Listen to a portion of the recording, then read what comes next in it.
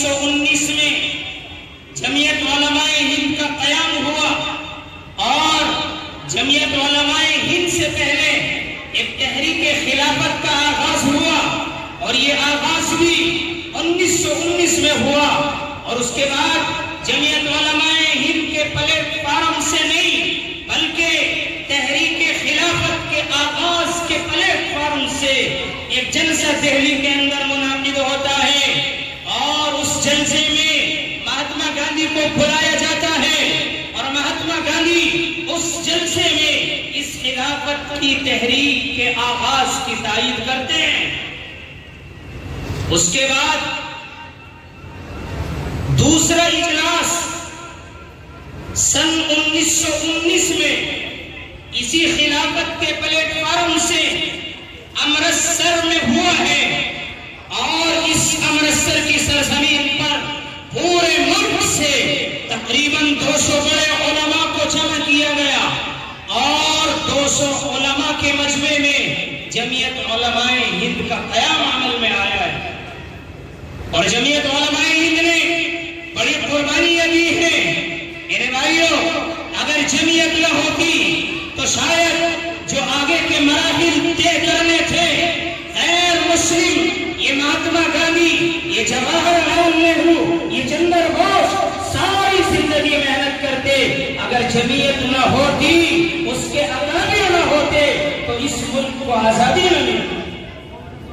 ترک موالات کا فتویٰ اکابر نے جمعیت نے دیا ہے، اور اسی کے ساتھ ساتھ آگے چلے تو میرے بھائیوں، جمعیت نے آگے چل کے انگریز بھگاؤ کی تحریک اور ملک چھوڑو کی تحریک، اور اسی کے ساتھ ساتھ دوسری تحریکوں میں بڑا نمایاں کردار ادا کیا ہے۔ الغرض ملک آزاد ہوا، اور ملک کے آزاد ہونے کے بعد اب مسئلہ تھا کہ ملک آزاد ہو گیا، اس ملک میں ہندو مسلمان سکھ عیسائی سب رہتے ہیں، اس کا ایک قانون بنے گا تو وہ قانون اور وہ دستور کیسے بنے؟ چنانچہ ابھی حضرت مولانا خبیب صاحب نے آپ کو بتلایا کہ اس قانون کو بنوانے میں جو ٹیم تشکیل دی گئی تھی ان میں مولانا حفظ الرحمان سہاروی بھی، اور جمعیت کے اکابرین نے جب یہ ملک تقسیم ہوا اور پاکستان بن گیا تو مختلف لوگوں کی زبانی مسلمانوں نے یہ سننا شروع کیا کہ مسلمانوں کو ملک دے دیا گیا ہے، اب یہ ملک ہندو راشٹر بننا چاہیے۔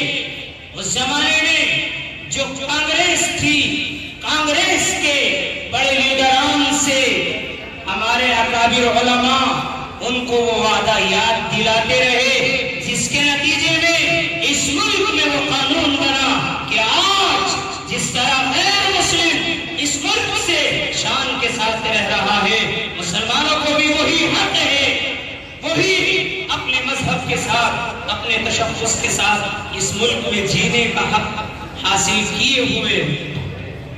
آزادی کے بعد ملک تقسیم ہو گیا، اور ملک کی تقسیم کے بعد جو جانے والے تھے چلے گئے، اور جو یہاں رہنے والے تھے ان کی قیادت کے لیے اور ان کی رہنمائی کرنے کے لیے اور ان کو صحیح راستہ بتلانے کے لیے، اس لیے کہ دارالعلوم تو ایک ادارہ ہے، دارالعلوم سے علم کی روشنی کی جاتی ہے، لیکن اس علم کی روشنی کو سینوں میں محفوظ اگر کیا جاتا ہے، اور اس علم کی ترقی کا ذریعہ اور اس علم کو امت کے اندر پھیلانے کا اگر ذریعہ ہے تو وہ جمعیت علماء ہند ہے۔ اس لیے جمعیت کے پلیٹ فارم کو استعمال کیا، اور جمعیت نے ہر میدان میں کوشش کی ہے، چاہے وہ تعلیمی میدان ہو، چاہے وہ سماجی خدمات ہو، چاہے وہ قومی یکجہتی ہو، چاہے وہ مذہبی رہنمائی ہو۔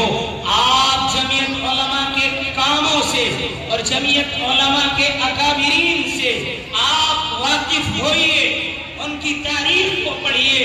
اگر آپ تاریخ نہیں جانیں گے، آپ کو معلوم نہیں ہوگا شیخ الہند کی کیا قربانی ہے، شیخ الاسلام کی کیا قربانی ہے. شیخ الاسلام مولانا حسین احمد مدنی اسی جمعیت کے تاحیات صدر رہے ہیں اور شیخ الاسلام نے ہی وہ فتویٰ دیا تھا. کون سا فتویٰ؟ انگریز کی فوج میں ملازمت کرنا حرام ہے. انگریز حکومت نے پولیس کو بھیجا، دیوبند میں گرفتار کر لیا گیا اور گرفتار کرنے کے بعد لاہور میں ان کو پیش کیا گیا اور اس کے بعد آخر میں بس 1 منٹ انگریز جج نے شیخ الاسلام سے کہا تم نے سنا ہے یہ فتویٰ دیا ہے؟ شیخ الاسلام نے کہا ہاں دیا ہے. مولانا عبد الماجد دریابادی ان کے ساتھ تھے.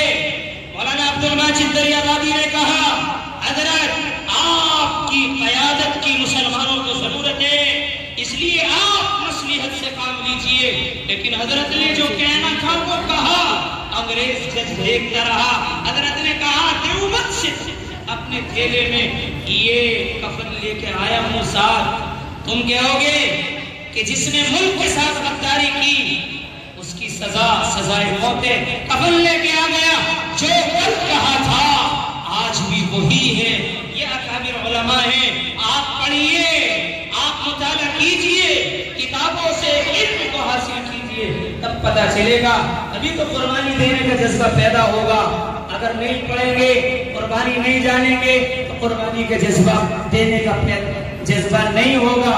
اس لیے آپ مطالعہ کریں، پڑھیں، اپنے اکابر کو سمجھیں. اللہ تعالیٰ جمعیت علماء کو جب تک یہ ملک باقی رہے اور اس ملک میں اسلامی نظام اور مسلمانوں کی تعلیم گاہیں ایسی چلتی رہے، اللہ تعالیٰ جمعیت کی، اکابرین جمعیت کی، مدرسوں کی، علماء طلبہ کی اور مسلمانوں کی اللہ تعالیٰ حفاظت فرمائے. آمین و آخر دعوانا.